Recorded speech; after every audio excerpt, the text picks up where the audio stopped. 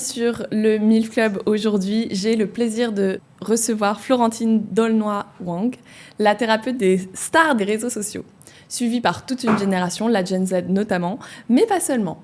Pour sa manière directe, douce, lucide de parler d'amour, de trauma, de relations et de parentalité. On vit une époque fascinante parce qu'on peut demander le design humain de nos partenaires sur ChatGPT. On peut uploader nos conversations pour savoir quelle est la dynamique entre nous.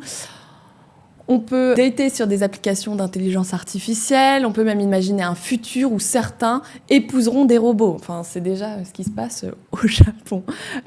Donc, au milieu de tout ça, voilà, il me paraissait essentiel de parler d'amour, de couple, de relations.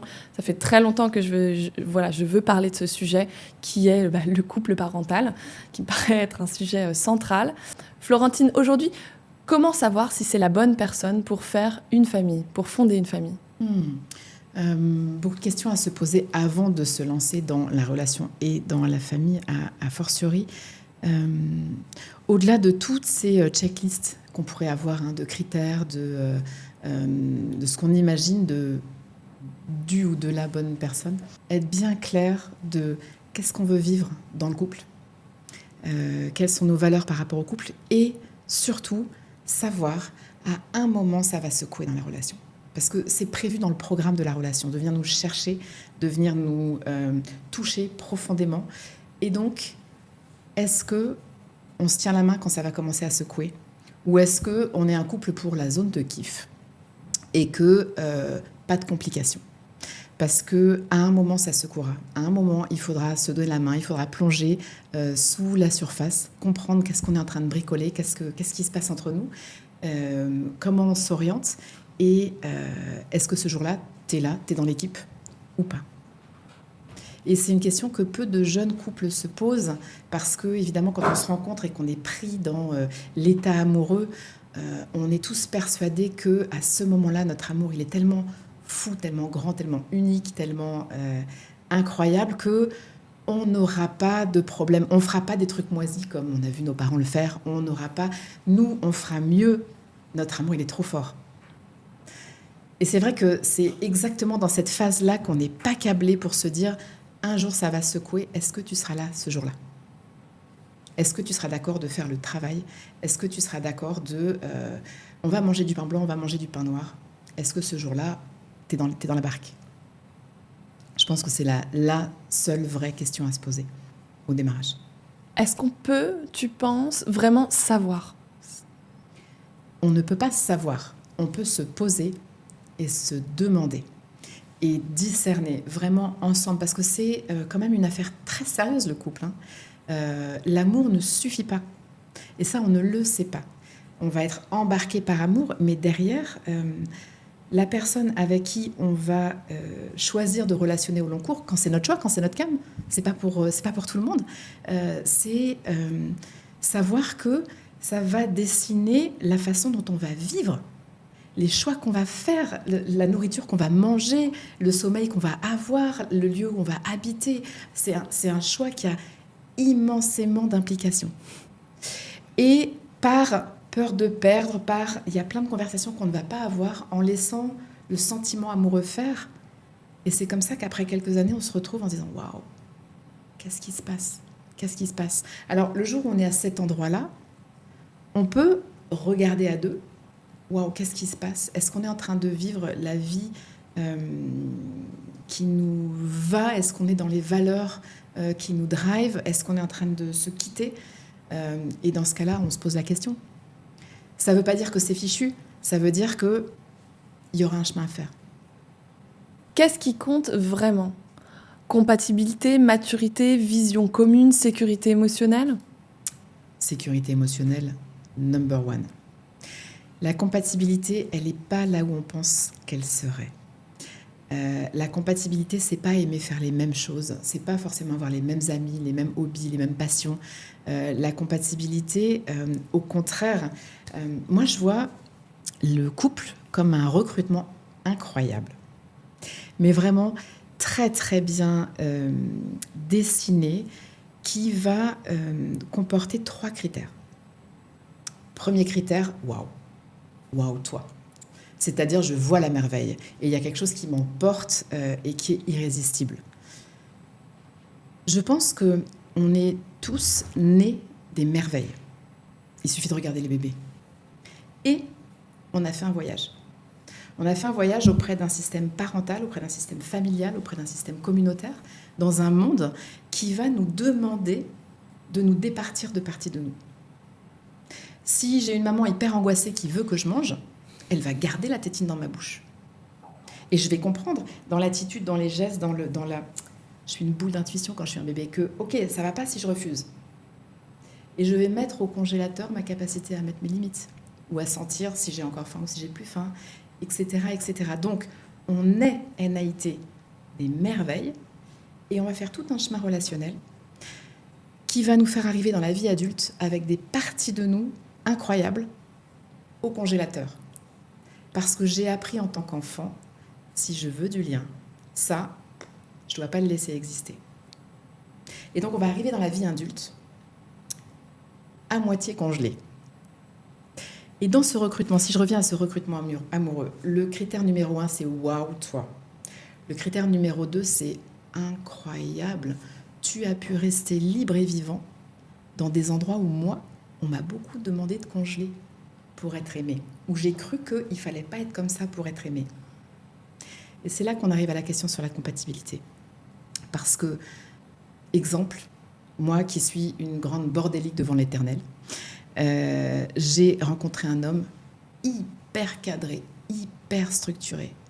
Et ça a fait partie de mon premier waouh. Moi, quand je l'ai rencontré, la première fois que je l'ai vu dans son contexte privé, parce qu'on bossait ensemble à l'époque, il était en train de faire un gratin dauphinois.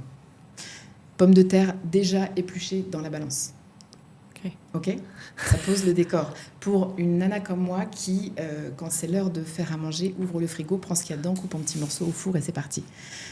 Donc pour un gratin dauphinois, la recette intuitive par excellence.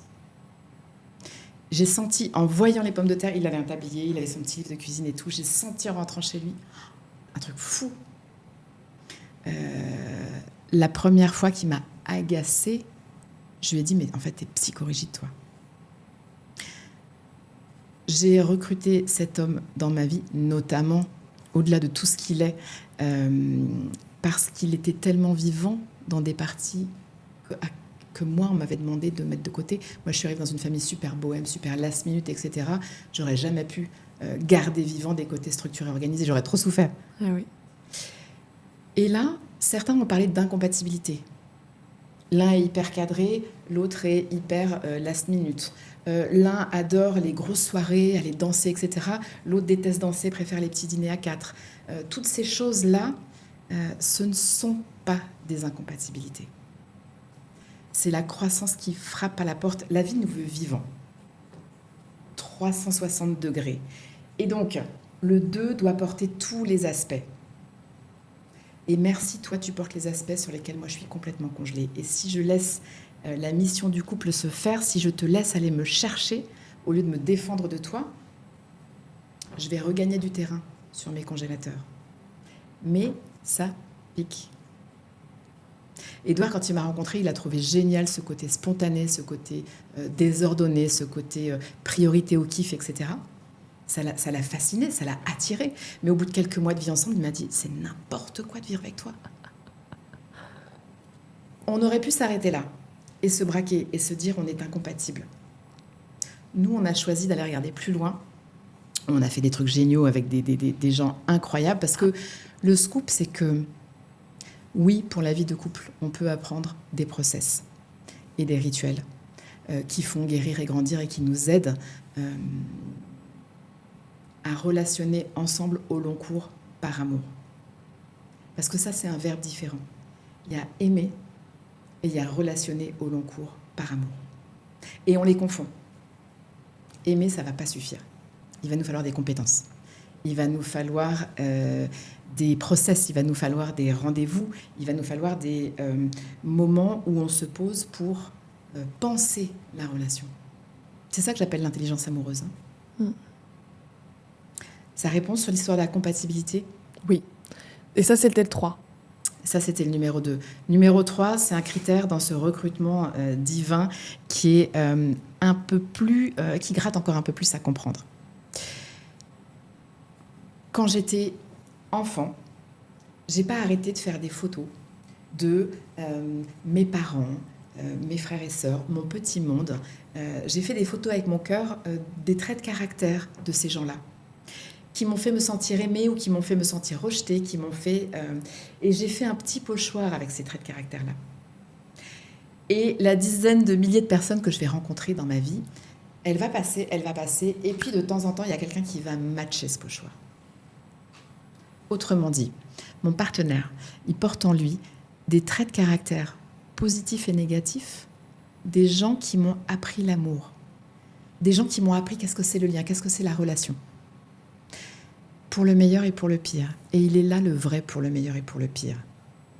Ça veut dire qu'à l'occasion de toi, je vais me retrouver dans des états émotionnels, tu vas me trigger, tu vas me déclencher dans des états émotionnels de quand j'étais tout petit. Et je vais être pris en otage par des petits moi, par des petites poupées russes. Et la grande Florentine, elle va perdre ses moyens et elle va partir en live. C'est ça que j'apprends aux couples à faire. C'est à repérer à quel moment, quand ils vont être déclenchés dans les disputes, dans les conflits, dans les incompatibilités, à quel moment c'est pas toi et moi, c'est quinca qui sont là dans la pièce. C'est le petit toi et le petit moi qui sont en train de se bouffer le nez parce qu'ils ont été déclenchés sur des trucs qui datent des années 70. Et ça, c'est passionnant en tant que couple ou en tant que solo, parce que y a un grand poncif que j'essaie de débunker beaucoup, c'est il faut être deux pour sauver son couple, il faut être deux pour faire bouger la relation. Non, ça c'est une idée reçue. Okay. Sauf partenaire toxique, où là, c'est pas qu'il faut être deux, c'est qu'il faut s'en aller. Un peut faire bouger le deux beaucoup, mais ça on pourra y revenir. En tout cas, sur cette histoire de compatibilité, on a compris que notre partenaire, toute notre vie, il va appuyer sur nos boutons rouges, c'est-à-dire la porte de nos congélateurs, en disant « j'ai vu la merveille, je sais que, putain, décongèle, la vie te veut vivant, je te veux vivant, je veux le grand toi ». Et placé face à ça, on a deux solutions. Je me cabre, je résiste, t'as un problème, on est incompatibles, c'est pas ça l'amour, etc., etc. Et là, ça va nous déconnecter, ça va nous diviser, ça va commencer à devenir un peu cauchemardesque. Ou alors, j'embrasse cette proposition. Et là, tellement de choses sont possibles. Tellement de choses sont possibles. Et moi, je suis passée par toutes les phases, donc je peux en parler vraiment de façon détendue. Ça fait presque 30 ans que je connais Édouard maintenant.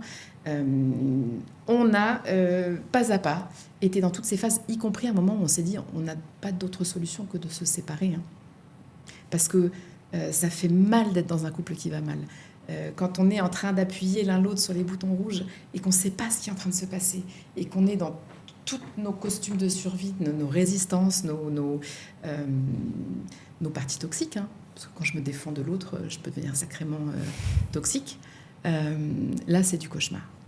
Et on peut sortir du cauchemar.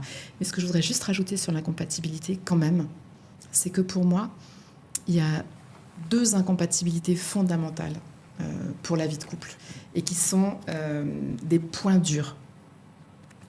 Qui sont, est-ce que tu es parti pour un couple monogame ou pas?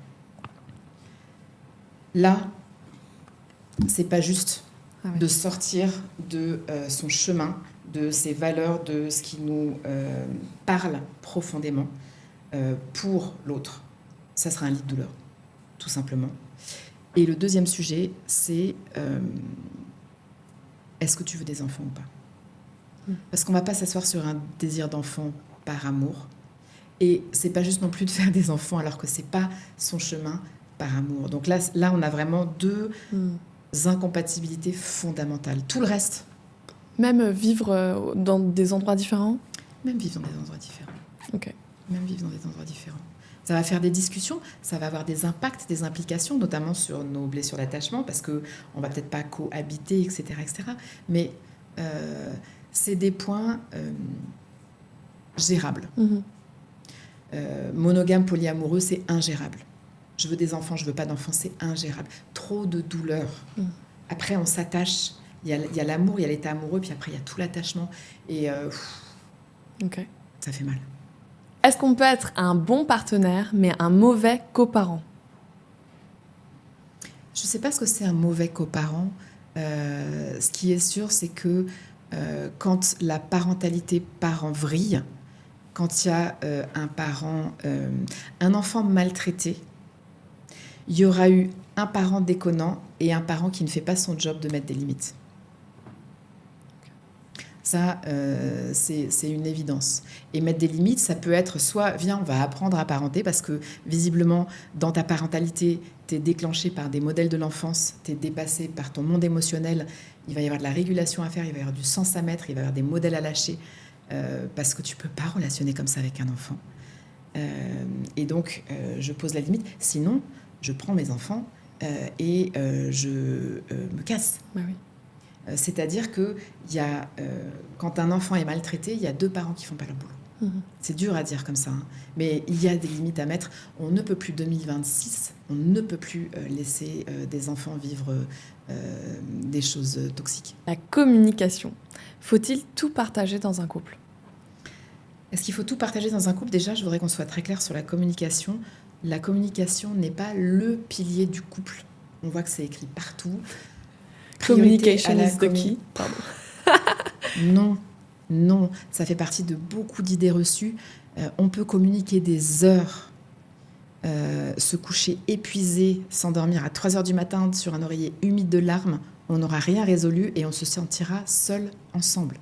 Ce n'est pas une histoire de communication, c'est une histoire de connexion. Et parfois, la connexion n'a pas besoin de communication. Et parfois, la connexion a besoin de communication.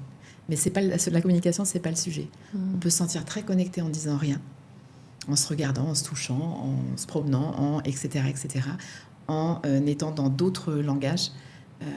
On peut être très connecté en communiquant.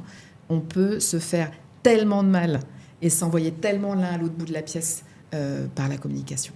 Donc, c'est pas le sujet, la communication. Le sujet, c'est la connexion. Est-ce qu'il faut tout se dire? Non. En revanche, est-ce que notre relation permettrait de tout se dire? Oui. Okay. Oui, bien sûr. Parce qu'on arrive tous dans la relation, dans toutes nos relations, avec cette question, cette inquiétude.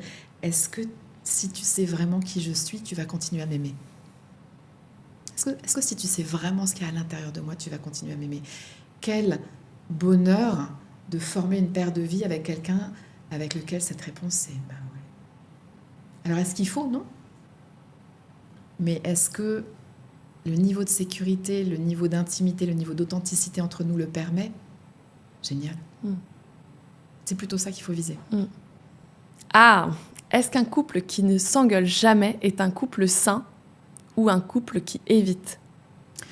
Les couples qui s'engueulent jamais passent à côté d'un truc incroyable qui est la croissance. Nos engueulades, c'est vraiment les moments où on va chercher l'autre dans des zones de croissance. Les couples qui ne s'engueulent jamais m'inquiètent un peu plus que ceux qui s'engueulent. Ceux qui s'engueulent dans des formes non supportables m'inquiètent aussi beaucoup. Je ne suis pas en train de prôner la violence, ni physique ni relationnelle. Au contraire, bien au contraire. En revanche, ce qui guette des couples évitants comme ça, c'est la stagnation. C'est la stagnation.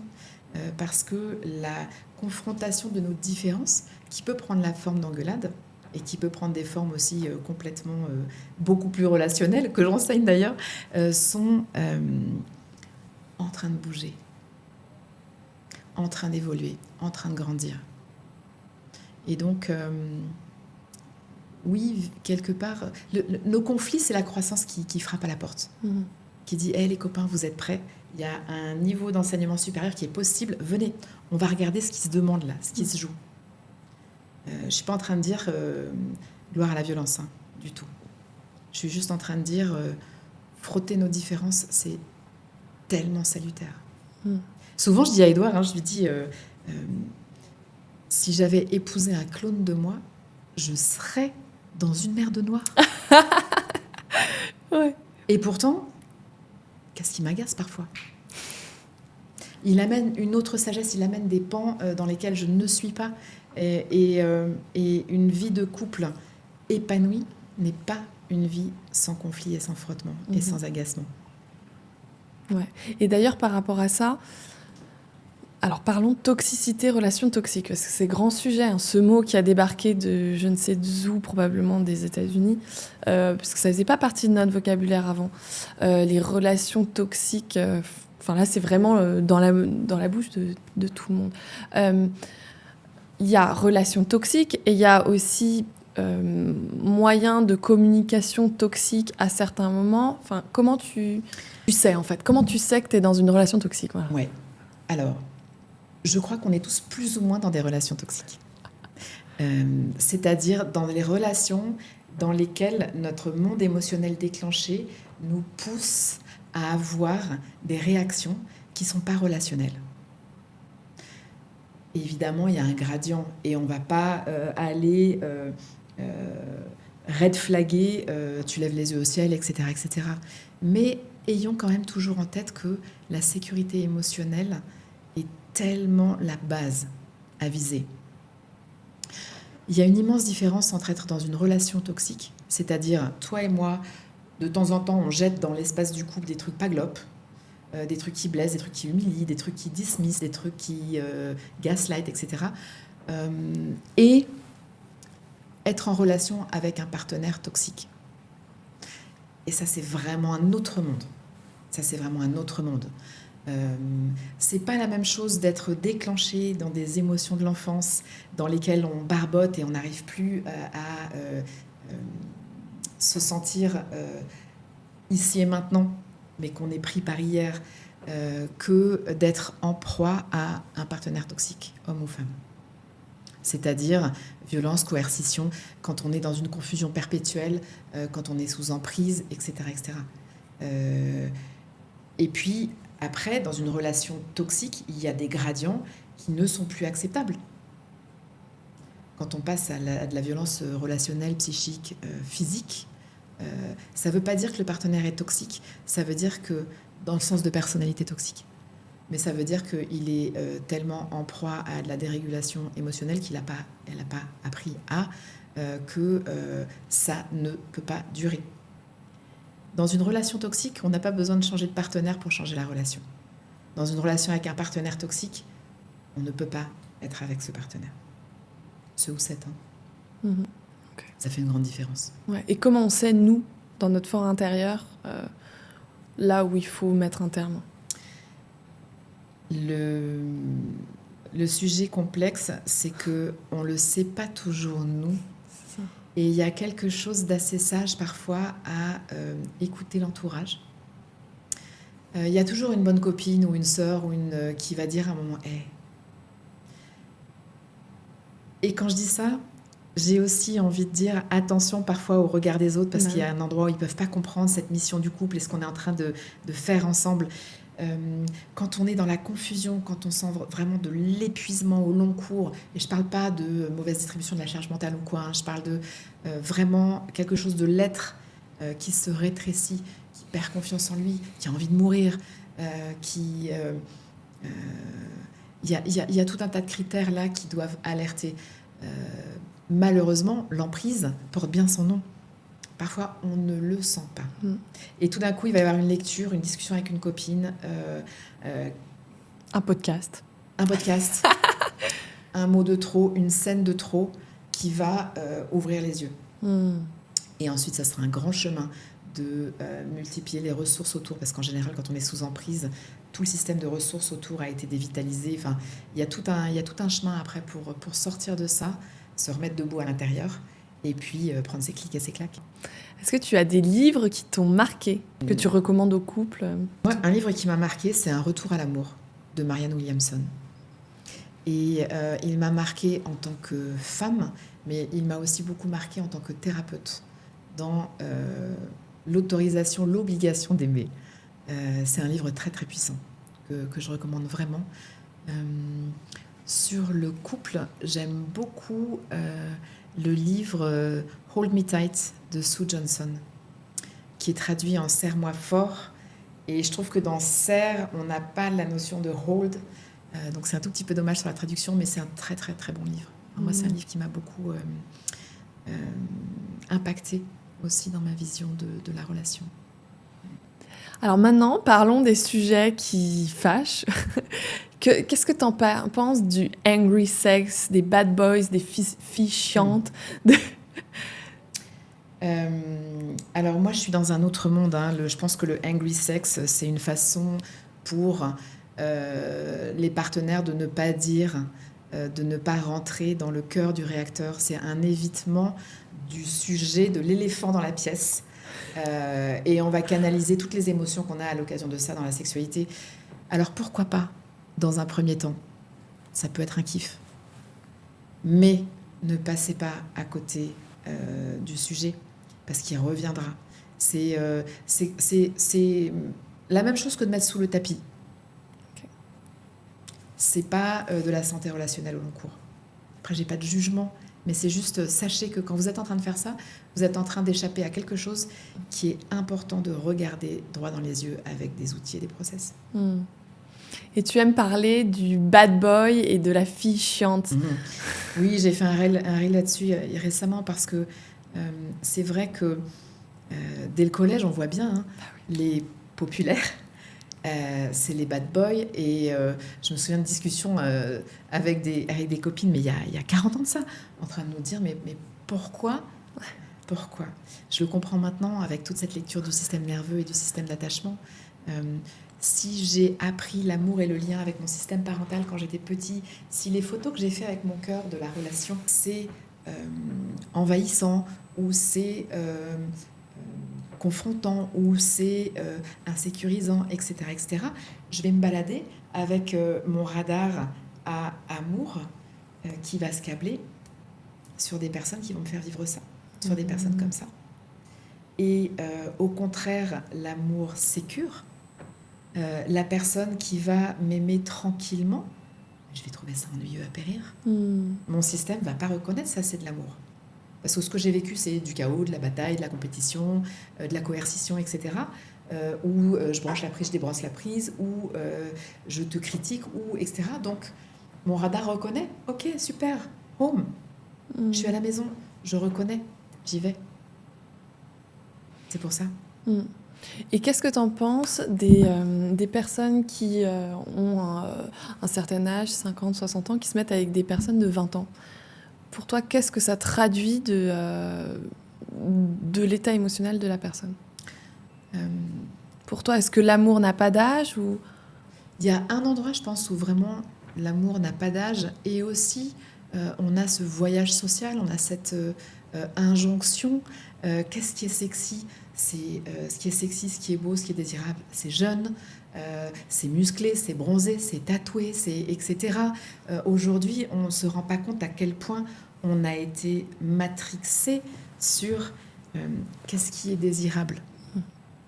Ça pose beaucoup de problèmes dans les couples. Parce qu'il y a une constante et une certitude, c'est que nos corps vont foutre le camp. Le mien, il a bien commencé sa route. Et à un moment, ça, on est sur un autre thème, on est sur le thème de désir, mais il va falloir substituer à l'idée de désir la notion de plaisir. Autrement dit, ça c'est un message aux couples qui sont dans des pannes de désir. Le désir il est vachement fluctuant dans les couples. À un moment, le désir n'est pas là et c'est OK.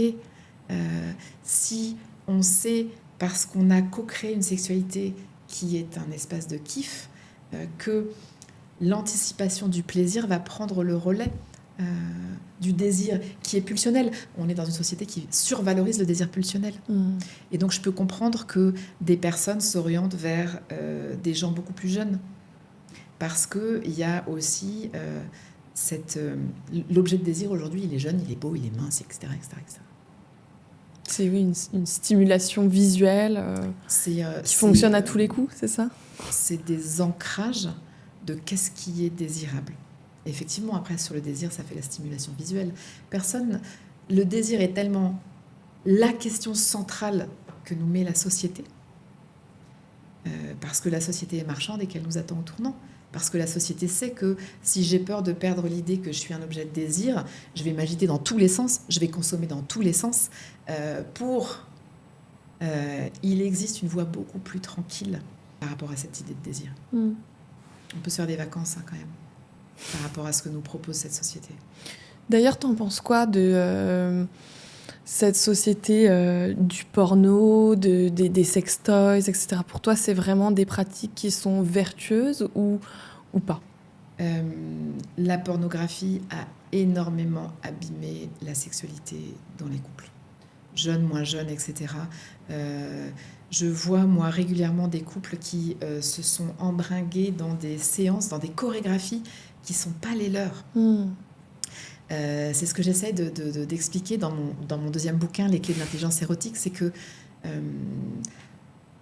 il y a une grosse fatigue des couples à un moment donné de se retrouver dans ces séances de gymnastique sans culotte, qu'ils arrivent en répliquant ce qu'ils ont vu faire sans se brancher de l'intérieur à ce que leur corps a envie de vivre dans la rencontre. C'est toute la différence entre, je vais paraître hyper boumeuse en disant ça, mais entre une Macarena ou je ne sais plus comment ça s'appelle ça, un Madison dans une soirée, et je mets de la musique et je laisse mon corps danser. C'est toute la différence. Alors, est-ce qu'on peut s'éclater en Madison? Oui, mais c'est pas notre chorégraphie. Si on rajoute à ça tous les ancrages de performance, de taille, plus cette illusion qu'une femme pousse des cris à la première pénétration, c'est de la désinformation. C'est de la désinformation et ça laisse tous ces jeunes et tous ces couples super malheureux. Super malheureux. Qu'est-ce que tu aimerais leur dire, toi, là-dessus, pour les rassurer, pour les... Mettez votre corps ensemble, faites le silence et laissez-les déplier ce délice de qu'est-ce que mes mains ont envie de faire, et pas qu'est-ce que c'est qu'une bonne séance de sexe. La connexion, l'intuition, l'instinct. Connexion, ralentir, respirer, sentir, se regarder. Moi, je suis très team slow sex. Ce que j'enseigne dans mes stages, c'est plutôt de ce registre-là. Le tantra. Pas vraiment. C'est un autre sujet. Moi, ma cam, par rapport à tout, surtout le néo-tantra, par rapport à toute cette néo-spiritualité qui a été réimportée et qui... il suffit pas de mettre de l'encens pour être spirituel, quoi. J'adore. Florentine, merci infiniment pour cet échange aujourd'hui, cette conversation agréable. Avec plaisir. Merci d'avoir répondu à toutes nos questions. C'était des questions qui venaient aussi de l'audience du MILF Club sur les réseaux. Les filles, si aujourd'hui vous avez été touchées, si vous avez aimé cet épisode, si Florentine a répondu à des questions que vous posiez, n'hésitez pas à le partager. C'est comme ça qu'on fait avancer les choses, c'est comme ça qu'on crée une communauté, qu'on fait avancer le débat, qu'on se fait du bien les unes aux autres et qu'on continue d'avancer ensemble. À très bientôt sur le MILF Club. Merci Florentine. Merci pour l'invitation.